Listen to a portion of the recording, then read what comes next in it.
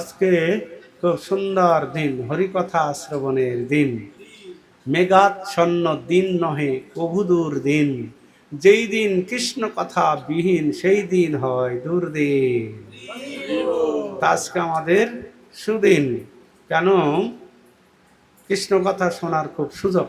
যেহেতু আজকে বাইরে কোনো কাজকর্ম নেই, বাড়িতে থাকলে হয়তো মোবাইল টিভি আদি দেখে সময়টা নষ্ট হতো, কিন্তু আজকে খুব সুন্দর এই যে বর্ষাকালে কত সুন্দর একটা সুযোগ এসে গিয়েছে ভগবানের কথা শ্রবণ করার। তো কেন? ভগবান হচ্ছেন সমস্ত কিছুর কি কারণ। ভগবান শ্রীকৃষ্ণ হচ্ছেন সমস্ত কিছুর কারণ।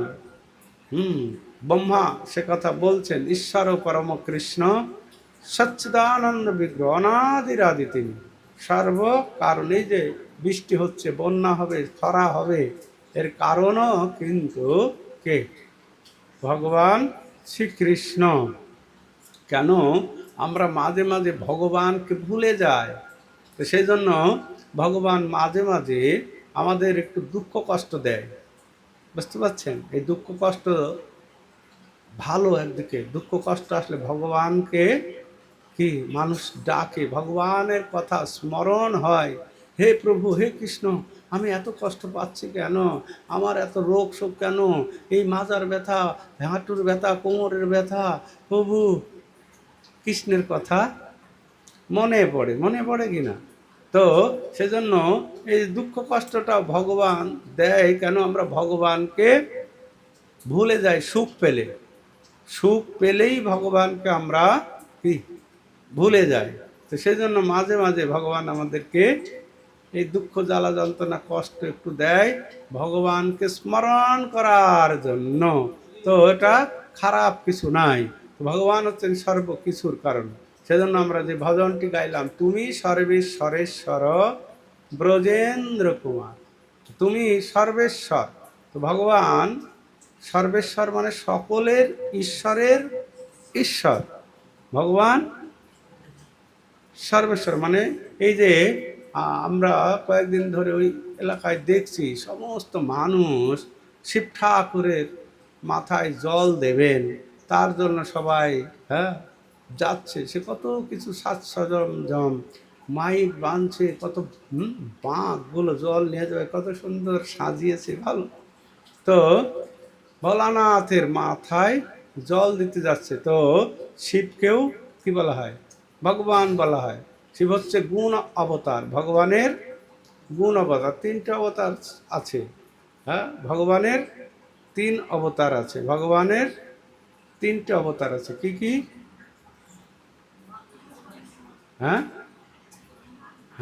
বিষ্ণু হচ্ছেন সত্যগুণের অবতার, আর রজগুণে হচ্ছে ব্রহ্মা, আর তমগুণে শিব। তো সেজন্য ভগবান বিষ্ণুর ভক্তরা বম ভোলে করে টান দেয় না, এইসব কি খায় না বিষ্ণু ভক্তরা। কেন? ওর ভিতরে কি আছে? রজগুণ তমগুণ আছে। এই গাঁজা খেলে কি হয়? তমগুণে আচ্ছন্ন হয় মানুষ, তমগুণে আচ্ছন্ন হয় না গাঁজা যারা খায়। আর রজগুণে কি মদ্য মাংস এইসব খায় মানুষ। যারা ওই রাজনৈতিক নেতা, বড় বড় পদে আছে, বড় বড় অসুর, এরা সব কি রজগুণে থাকে। তো রজগুণে থাকলে মদ খাবে, এই খাবে, ওই খাবে, তমগুণে এইরকম। তো বেশিরভাগই দেখা যায় মানুষ এই শিব এবং ব্রহ্মার আরাধনা করে কিসের জন্য?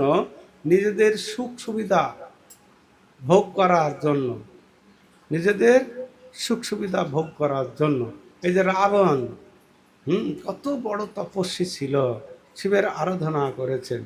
তো কি জন্য? নিজেকে অমর হওয়ার জন্য। তো এই জগতে কেউ অমর হতে পারে না। হিরণ্যকশিপু ব্রহ্মার আরাধনা করেছে কি? সেও অমর হওয়ার জন্য, কিন্তু সেও অমর হতে পারেনি। তারপরে কার্তবীস অর্জুন, সে এরকম নিজের মাংস কেটে কেটে সেও এরকম শিবের আরাধনা করছে। নিজের শরীরের মাংস কেটে কেটে আহুতি দিচ্ছে শিব, বুঝা যাচ্ছে? তো এইরকম বৃকাসুর, বৃকাসুর বলে একটা অসুর ছিল, সেই ওইরকম কঠোর তপস্যা করছে, ওম নম শিবায়, ওম নম শিবায়। তো শেষে নিজের মস্তক কেটে আহুতি দিবে। তো তখন শিব ঠাকুর এসে বলছে, হে বেটা, হুম, কেন রে? হ্যাঁ, তুই তপস্যা করছিস, আবার মস্তকটা যদি আমাকে দিয়ে দিলি তাহলে আর তপস্যা কী করে হবে? তো এত কঠোর তপস্যা করছে, কি কি চাও তুমি? বলছেন, আমি অমর হতে চাই, অমর। তো হচ্ছে বেটা, অমর তো এই জগতে কেউ হবে না, এই জগতে আসলেই তাকে মরতে হবে, সেই জন্য এই জগৎ হচ্ছে মর জগৎ। এই জগতে আসলেই তাকে মরতে হবে, যেই আসবে। অমর তো এই জগতে তুমি হতে পারবে না বাবা, অন্য কিছু চাও। বলছে, আমার তো অন্য কিছু আশা নাই। তো তখন বলছে, তাহলে তোমাকে একটা ভালো বর দিই। বলছে, হ্যাঁ দিন। বলছে, আমার ওই দেবতাদের সঙ্গে খুব লড়াই হয়, বিকাশুর বলছে, যাতে আমি দেবতাদের সঙ্গে লড়াই করে জিততে পারি। তো হচ্ছে, তাহলে আমি একটা বর দিয়ে দিই, তুমি যার মাথায় হাত দিবে তার মাথায় ভস্য হয়ে যাবে সঙ্গে সঙ্গে, যার মাথায় হাত দিবে। খারাপ নয়, আমি তো দেবতাদেরকেই জয় করতে চাই, ঠিক আছে, এই বরটা খুব ভালো।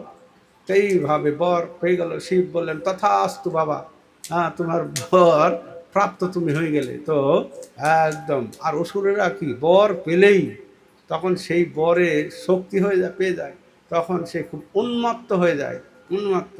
তখন দেখছেন যে আমি তাহলে এই বর কি পেলাম, খুব খুব আনন্দে আনন্দে যাচ্ছে। এর মধ্যে কি হয়েছে, যা রাস্তায়, তো এই ব্যাপারটা জানতে পেরে গিয়েছে কে, নারদ মুনি। তো নারদ মুনি এই ব্যাপারটা জানতে পেরেছে, এইরকম বিকাশুরকে শিব ঠাকুর কি এইরকম বর দিয়ে দিয়েছে। তো তখন নারদ মুনি দেখছে, ঠিক আছে ভোলানাথ, তোমাকে আমি মজা দেখাচ্ছি, এইরকম বর দিয়ে দিলে। তখন সে বিকাশের খুব আনন্দে, হ্যাঁ হাসতে হাসতে যাচ্ছে, আমি হ্যাঁ দারুণ বর পেয়ে গিয়েছি। তো নারদ মুনি রাস্তায় এসে গিয়েছে, দেখা হয়ে গেছে সম্মুখ সমরে। আরে বিকাশ, তোমাকে খুব খুশি মনে হচ্ছে, কি ব্যাপার? বলছে, খুশি হবে না, আমি শিব ঠাকুরের কাছে বর পেয়ে গিয়েছি, যার মাথায় হাত দেব মাথা তার ভস্য হয়ে যাবে। তুমিও পাগল, আর শিব ঠাকুর তো বলে না, গাঁদা মাজা খেয়ে কি যে কি বলেছে তা ঠিক আছে? হ্যাঁ, তো তুমি বর পরীক্ষা করেছো? বলছে, না তো। তো ওই শিবের মাথায় হাত দাও, শিবের মাথায় হাত দিয়ে বর ঠিক দিল কিনা, হুম, পরীক্ষা করো। তখন তো তা ভালো কথা। তা একদম তখন পেছনে চলে গেলেন, শিবের মাথায় হাত দেওয়ার জন্য। আপনি কি ভোলা ভালা মানুষ, হ্যাঁ গাঁজা টাজা খেয়ে, হ্যাঁ কি বলেছেন তার ঠিক না, আপনার মাথায় আমি হাত দিয়ে পরীক্ষা করব। তখন শিব ঠাকুর দেখছে তো মুশকিল, হ্যাঁ আমি বর দিলাম, আমার মাথায় হাত দিতে চাইবো, আর হাত আমি বর দিয়েছি মানে সেটা হবে, ভস্য হয়ে যাবে, সে মাথা। তখন শিব তো এবার উঠে দৌড়াতে শুরু করলো, আর উনিও শেষে দৌড়াতে শুরু করলেন পেছনে, এই দাঁড়াও দাঁড়াও, আমি হাত দেবো তোমার মাথায়, পরীক্ষা করব। একদম ভোলানাথ একদম মুশকিলে পড়ে গেল। এইভাবে করতে করতে স্বর্গ মর্ত সব পাতাল তোড়পাড় করে ফেললো, কিন্তু পেছনে আর ছাড়ছে না। হ্যাঁ, তো তখন একদম বিষ্ণুলোকে ভগবান বিষ্ণুর কাছে গেলেন। তো বিষ্ণুর কাছে গিয়ে বলছেন, হে পরমেশ্বর, হে ভগবান, আমাকে বাঁচান।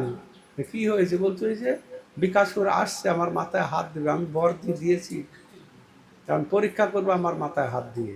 তো তখন বলছে, ঠিক আছে, তুমি এখানে বসো, আমি দেখছি। তখন সঙ্গে সঙ্গে ভগবান শ্রী বিষ্ণু কী করলেন, একদম রূপ পরিবর্তন করে ফেললেন। ভগবান বিষ্ণুর রূপ থেকে মোহিনী রূপ, একটা নারী রূপ ধারণ করলেন, বোঝা গেল, মোহিনী রূপ। তো এত সুন্দর সে মোহিনী রূপ ধারণ করলেন, এত সুন্দর দেখতে, ছম ছম ছম হাঁটতে হাঁটতে যাচ্ছে অসুরের সামনে দিয়ে। কি, কার সামনে দিয়ে? সে বিকাশুরের সামনে দিয়ে হাঁটতে হাঁটতে যাচ্ছে, আর ওইটা দেখে ওইটা ভুলে গিয়েছে যে আমি শিবের মাথায় হাত দিব, তো ওইটা অসুর লোক না সব, তো ওই ছম ছম ছম করছে, কি দেখছি, তখন দেখতে তো তখন এরকম উঁকি ঝুঁকি মারছে, ভগবান মোহিনী রূপ হয়তো মোহিত করতে হবে তো, তখন তো এইরকম সামনে সামনে এসে বলছে, কোথায় যাচ্ছ বিকাশুর? তখন বলছে, ওই যে হ্যাঁ, বিকাশুরের মাথায় হাত দেবো, এই শিবের মাথায় হাত দেবো।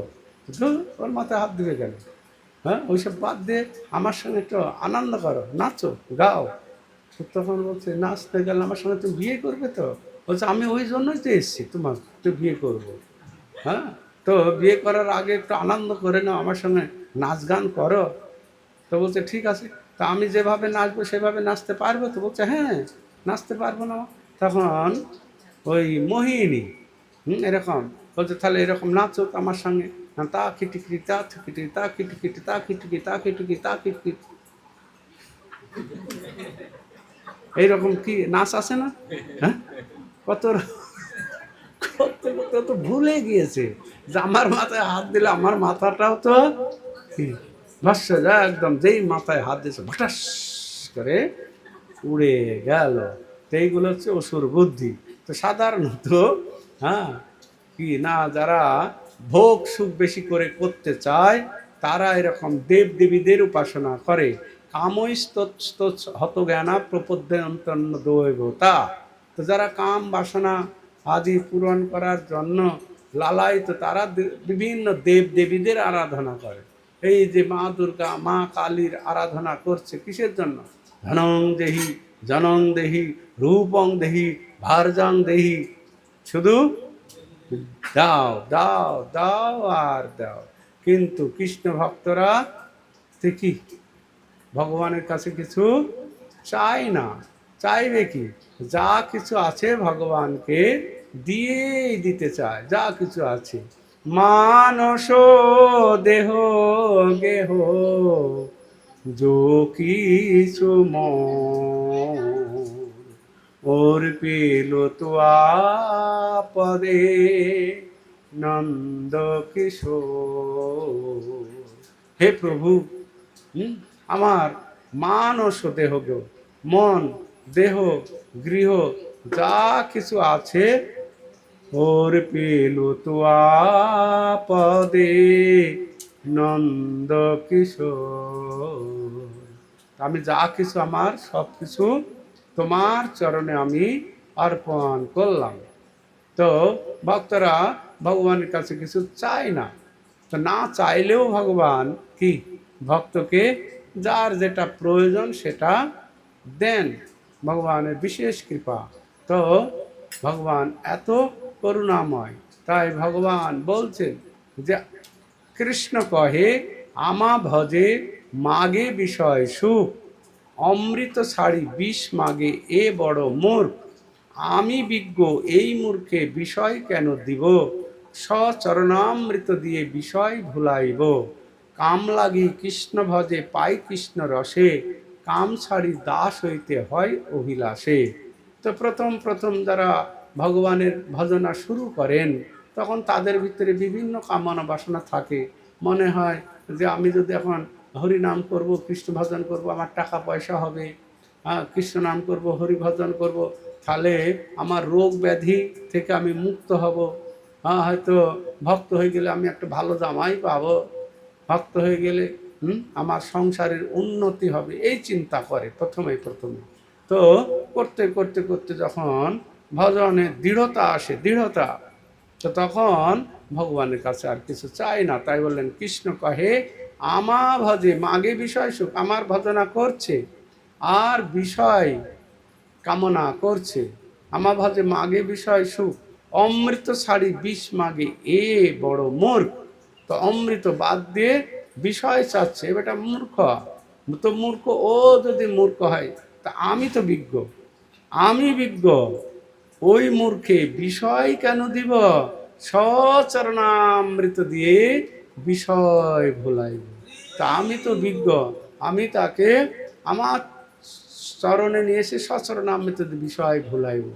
কাম লাগে কৃষ্ণ ভজে পাই কৃষ্ণ রসে। তো কামনা বাসনার জন্য যদি কেউ কৃষ্ণ ভজন করে, শ্রীমদ্ ভাগবতমে সে কথা বর্ণনা করছেন যে অকাম সর্বকাম মুখ্য কাম উদারধি তীব্রেণ ভক্তি যোগেন যজতি পুরুষ পরম। হ্যাঁ, কি বললেন না, অকাম সর্বকাম, যদি কারো কামনা বাসনা না থাকে তাও ভালো, অকাম সর্বকাম, অনেক কামনা বাসনা আছে, মোক্ষ কাম উদারধি, মোক্ষ মুক্তিও যদি চায়, তীব্রেণ ভক্তি যোগেন যজতি পুরুষ পরম, তীব্র ভক্তি যোগের দ্বারাই ভগবানের আরাধনা করলে তার সমস্ত কিছু পূর্ণ হয়। তাই বললেন কাম লাগি কৃষ্ণ ভজে পাই কৃষ্ণ রসে, কাম ছাড়ি দাস হইতে হয় অভিলাষে। তো তখন ভজনা শুরু করতে, ভজন করতে করতে তখন কামনা বাসনা তার সব চলে যায়, কাম ছাড়ি তখন সে দাস হয়। আর কি, কাম ছাড়ি দাস হইতে হয় অভিলাষ, আর কিছু ভগবানের কাছে চায় না। তো এটাই হচ্ছে হরিভজনের একটা ভালো দিক। তো এইরকম ধ্রুব মহারাজ, কি ধ্রুব মহারাজ উনি কামনা বাসনা নিয়ে হরিভজন করতে এসেছিল। ধ্রুব মহারাজের পিতা ছিল উত্থানপাদ। উত্থানপাদের দুটো স্ত্রী ছিল, সুনীতি এবং সুরুচি, দুই স্ত্রী। তো দুই স্ত্রীর দুটো সন্তান ছিল। সুনীতির একটা ছেলে ছিল, তার নাম ছিল সুনীতি ধ্রুব, আর সুরুচির একটা সন্তান ছিল, তার নাম উত্তম। এক সময় আগেকার দিনে রাজরাজাদের এরকম প্রথা ছিল, নিয়ম ছিল, না কোনো রাজকন্যার সঙ্গে রাজার বিয়ে হলো, তার সঙ্গে অনেক দাসী যেত, দাসী, রাজকুমারের দাসী যেত, সঙ্গে পাঠাতো যে মেয়েটা যাচ্ছে একাকী বোধ করবে, কারোর সঙ্গে কথা নতুন, তো সঙ্গে যেত, সঙ্গে সেই থাকতো তার সঙ্গে। তো এরকম নিয়ম ছিল, তার সঙ্গে গেলে এইরকম রাজা তো রানীর সঙ্গে মেলামেশা করে, কিন্তু এদের সঙ্গে মেলামেশা করলেও যদি কোনো সন্তান হয়, রাজা হতে পারবে না। যে বিবাহিত স্ত্রী সেই রাজা হবে, কিন্তু এই দাসীরা কি সন্তান প্রাপ্ত হবে, কিন্তু তার ছেলে রাজা হবে না। এইরকম এই সুনীতি কি না সন্তান প্রাপ্ত হয়েছিল, তার নাম রেখেছিল ধ্রুব।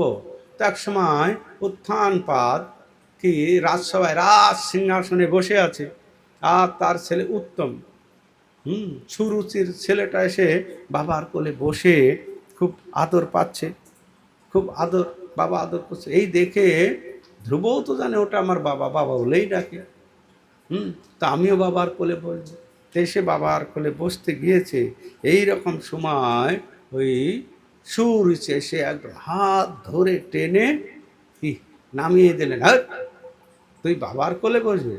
হ্যাঁ, তুই যদি বাবার কোলে বসতে চাস এই জন্মে হবে না, তো এই জন্মে মরে যদি আবার জন্মগ্রহণ করতে চাস, আমার গর্ভে জন্ম নিলে তবে পিতার কোলে বসতে পারবে, না হলে পিতার কোলে বসতে যা, এখান থেকে যা, একদম দূর দূর করে তাড়িয়ে দিল। তো ছেলেটা খুব কান্নাকাটি করতে করতে মায়ের কাছে গিয়ে বলল, এরকম মা আমাকে পিতার কোলে বসতে দিল না, এরকম তাড়িয়ে দিল। তার গর্ভে জন্ম হওয়ার কথা বললেন, মা আমি বাবার কোলে কি বসতে পারবো না? তখন সুনীতি খুব সুন্দরভাবে বোঝালেন, দেখে বাবা আমরা এরকম দাসী, তো আমাদের অধিকার নেই, না আমি বাবার কোলে বসবো, কিভাবে বোঝা যাবে? বলছে তাহলে তুই এক কাজ কর, ভগবানের আরাধনা কর, ভগবানের হাতে সব কিছু শক্তি আছে, ভগবানের হাতে সব কিছু। তো ভগবান যদি সন্তুষ্ট হয় তাহলে পিতার কোলে বসতে পারবে। তো তখন ভগবান থাকে কোথায়? তো মা তখন বললেন ভগবান থাকে বৃন্দাবনে। কোথায় বৃন্দাবনে? বলছে মধুবনে। তো সব কিছু মায়ের কাছ থেকে শুনলেন। তো শুনে আছে, তো একদিন হঠাৎ করে ক্ষত্রিয়, তো ক্ষত্রিয়ের ভিতরে খুব ক্ষত্রিয় তেজ আছে, তো তখন একদিন হঠাৎ করে রাত্রে মাকে না জানিয়ে বেরিয়ে পড়েছে। বেরিয়ে তিনি যেতে যেতে গিয়ে বৃন্দাবনে চলে গেলেন, হাঁটতে হাঁটতে গিয়ে ধ্রুব ঘাট আছে, কংসকে যেখানে মেরেছিলেন, বিশ্রাম ঘাট, বৃন্দাবনে গিয়েছিলেন। তো ধ্রুব ঘাট, বিশ্রাম ঘাট, তো সেইখানে স্নান আদি করলেন, স্নান করে যমুনার জল পান করলেন। তো প্রাণ করার পরে তখন তিনি জানলেন যে ওই মথুরা থেকে কি মধুবন 12 কিলোমিটার দূরে আছে। তো সেইখানে গেলেন। তো সেইখানে গিয়ে ঘোরতর তপস্যা শুরু করে দিলেন, ঘোরতর তপস্যা একদম। না খেয়ে কয়েকদিন ধরে তপস্যা করলেন। তারপরে গাছের পাতা খেলেন, পাতা খেয়ে তপস্যা করলেন। তারপরে শুকনো পাতা খেয়ে, তারপরে একদম খাওয়া বন্ধ করে কুম্ভক রেচক পূরক, পূরক মানে শ্বাস গ্রহণ করলেন আর ছাড়ে না। তো সারা পৃথিবী স্তব্ধ হয়ে গেল, বোঝা গেল। হাওয়া বচ্ছে না, নদী থেমে গিয়েছে, হ্যাঁ, গরু যাচ্ছিল, যেতে যেতে থেমে গিয়েছে। মানুষ কি হলো? পূরক মানে সব কিছু তিনি পেটের ভিতরে হাওয়ার দ্বারা গ্রহণ করে নিয়েছে। সমস্ত দেবতারা তো চিন্তা হয়ে গেল এইরকম কি তপস্যা করছে। তারপরে জানলেন যে ধ্রুব তপস্যা করছে এইরকম রেচক পূরক পূরক করে সারা পৃথিবী স্তব্ধ করে। তখন দেবতারা কি করলেন, ভগবান বিষ্ণুর কাছে গেলেন। তো বললেন, প্রভু এরকম তো জগৎ নষ্ট হয়ে যাবে, আপনি ধ্রুবকে শান্ত করুন, বর দিন। যে উদ্দেশ্যে তখন ভগবান দেখলেন সত্যই তো, কি করা যাবে। তখন ধ্রুবর কাছে তো আমি যেতে পারি না, ওকে দর্শন দিতে পারি না, কেন ধ্রুবর এখনো গুরু দীক্ষা হয়নি। গুরু দীক্ষা না হলে আমি তো তাকে দর্শন দিতে পারি না। তো সঙ্গে সঙ্গে নারদ মুনিকে স্মরণ করলেন, নারায়ণ নারায়ণ করে নারদ মুনি এসে গেল।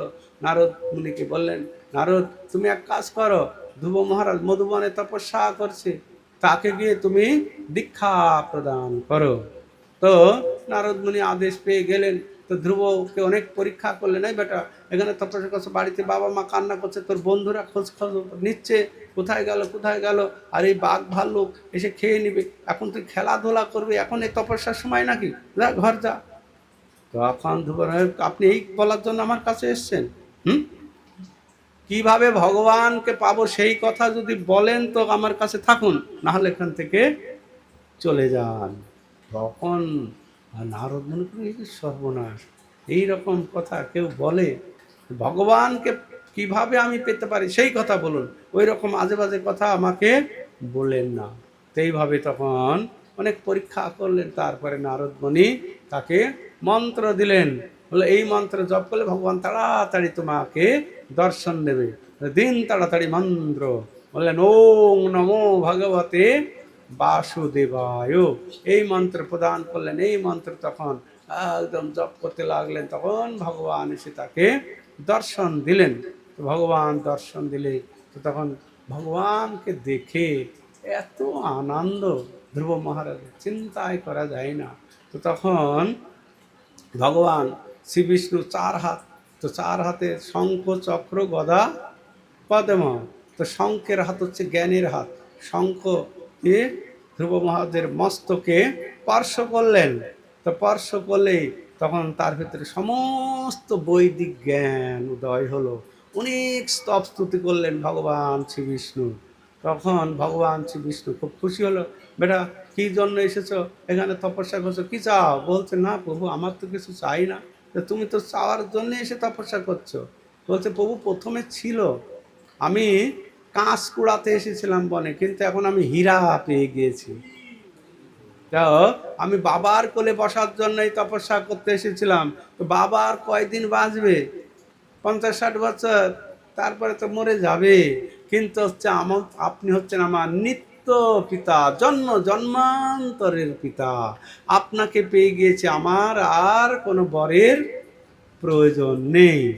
এইভাবে বললেন। তো ভগবান খুব খুশি হলেন, বললেন, ধ্রুব তুমি যেহেতু কামনা বাসনা নিয়ে তপস্যা করতে এসছো, তো তোমাকে এই কামনা বাসনা পূরণ করার জন্য তোমাকে আমি এই ধ্রুবলোক দান করছি, ধ্রুবলোক।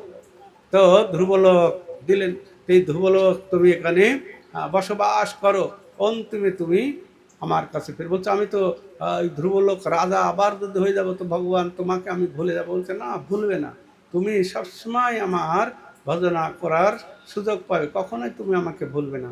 তুমি এই ধ্রুবলোক শাসন করো, অন্তিমে তুমি আমার কাছে ফিরে আসবে। এইভাবে বললেন। তো তখন এই ধ্রুব মহারাজ তখন রাজ্যে ফিরে গেলেন। তো রাজ্যে ফিরে গেলে সবাই তখন তাকে আলিঙ্গন করছেন। তো সবাই শুনতে পেলেন যে ধ্রুব মহারাজ ভগবানের দর্শন পেয়েছে, ভগবানের কৃপা প্রাপ্ত হয়েছে।